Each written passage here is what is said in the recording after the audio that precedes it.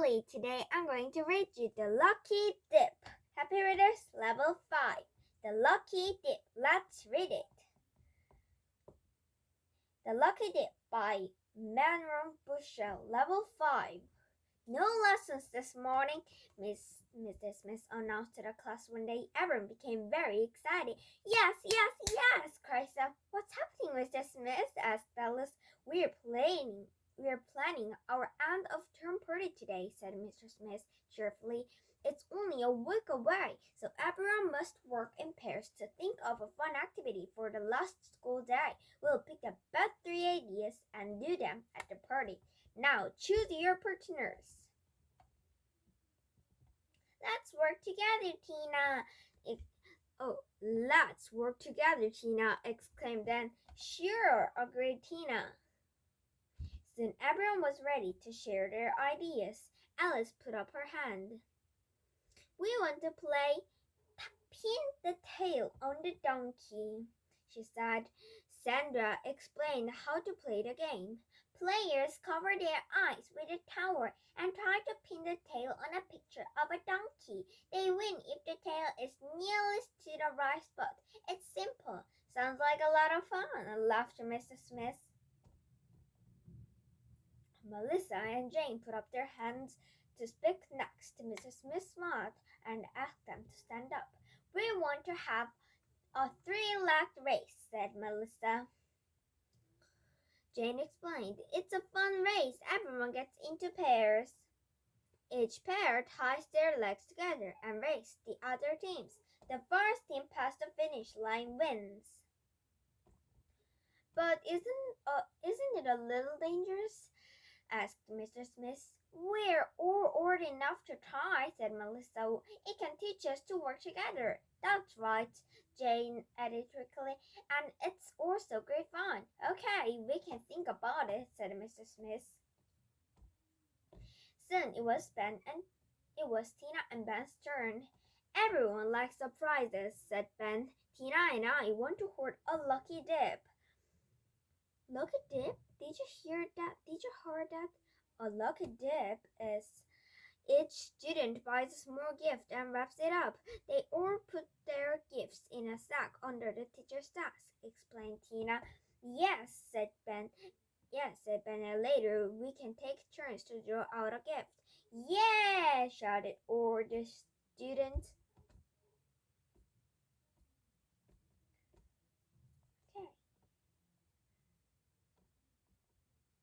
Mr. Smith laughed. Everyone seems to like your idea, Ben and Tina, he said, and so do I. It can teach us to think of others and have fun giving rather than receiving. It doesn't have to be an expensive gift. After everyone shared their ideas, the students chose 3.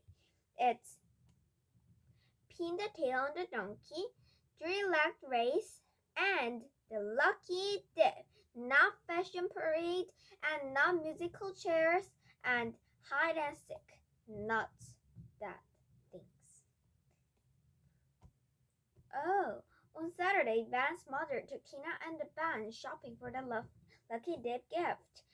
They went to a large toy shop. There were so many toys, it was difficult to choose. Finally, Ben chose a set of spinning tops, and Tina chose a yo-yo. Oh, I like yo-yo with flashing lights. Oh, I love yo-yo. But walking towards the checkout, Ben spotted something interesting on a table under a sale item sign. It was a model robot set, and it was half price. Wow, this is so cool, and it's the last one. I'm going to buy it, Ben thought to himself. He left the tops on the table. Back home, the children went straight to Ben's room and wrapped up the gifts. Ben knit the robot as Tina cut some wrapping paper.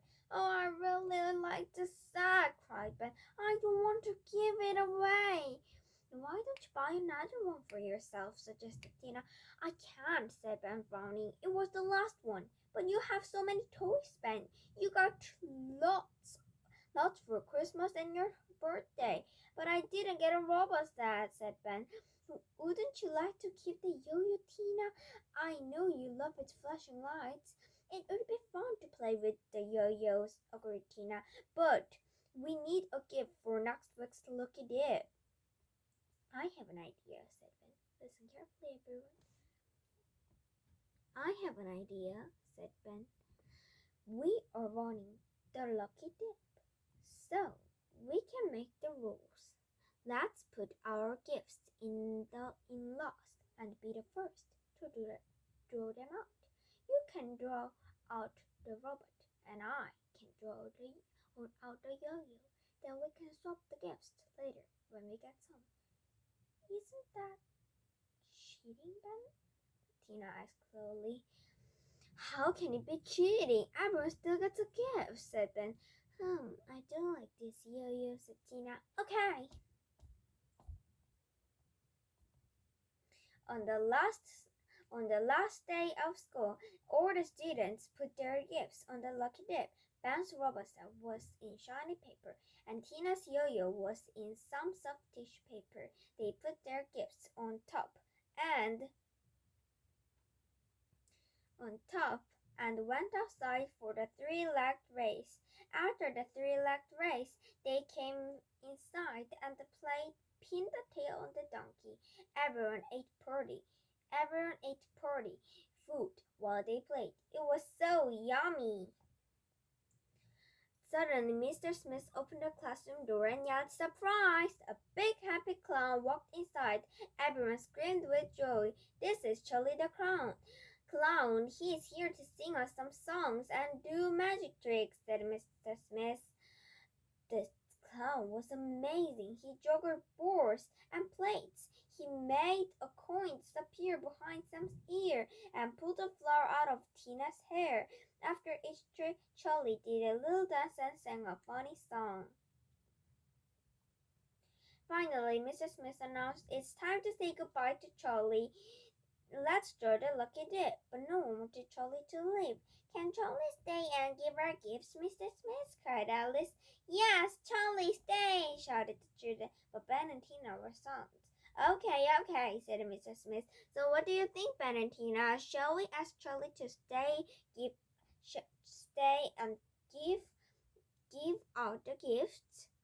"But then it wouldn't be a lucky dip," Mr. Smith answered Ben quickly. "I suppose you're right," agreed Mr. Smith. "Then I know!" exclaimed Melissa. "Charlie can hold a sack while we choose." "Good idea, Melissa," said Mr. Smith. "Ben and Tina can choose first." Ben and Tina smiled, but their smiles disappeared when Charlie picked up the sack, reached inside it, and began to mix up their gifts. Oh no! Ben and Tina wanted a robot stand and a yo-yo, but mix. Oh my god. Oh, so many great gifts. Let's give them a star. Now, Ben, your turn, said Charlie. Ben reached into the back and felt around, but he could not feel any tissue paper. He had to pull out another gift instead, and then Tina took her turn. She could not feel the shiny paper either. Tina and Ben watched as Charlie passed the sack around. "Wow, what a great gift!" shouted Alyssa as she unwrapped the robot set. It's fantastic," said Sam as he pulled the yo-yo from its box package. "Look, it even has flashing lights." "What did you get, Tina?" asked Sandra. Tina tore open her gift. It was a pen. "Your pen can write in 5 colors. You're so lucky," cried Sandra. Tina smiled, but did not answer. Then Ben opened his gift. It was a small red bouncy ball. "Oh, it's great," he said quietly. Ben was disappointed, but he didn't want his classmates to see. "Hey, Sam, let's play on the monkey bars," he shouted. "Sure," replied Sam. Ben left the gift on his desk and went outside with Sam. Later, Ben saw some boys playing with a ball. He bounced very high. When he came closer, he saw the ball clearly. Hey, that's my ball! He shouted angrily. Okay, you can have it back, one of the boys shouted. The boy threw the ball to the Ben, but the ball was too bouncy. It bounced very high and flew right over Ben's head. Everyone watched the ball as it bounced far away over the school gate. Then it was gone. Sorry, cried the boy. Inside the classroom, Ben found Tina. She was playing with something. Didn't you get a pen, Tina? Asked Ben. Yes, but Sandra liked the pen more than I did, so I swapped it for this.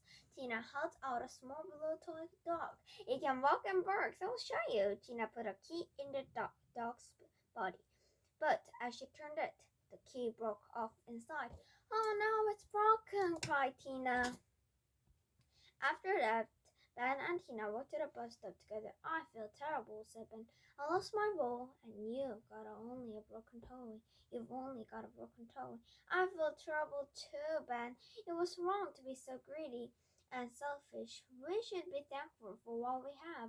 We had a big mistake, agreed Tina. Bye.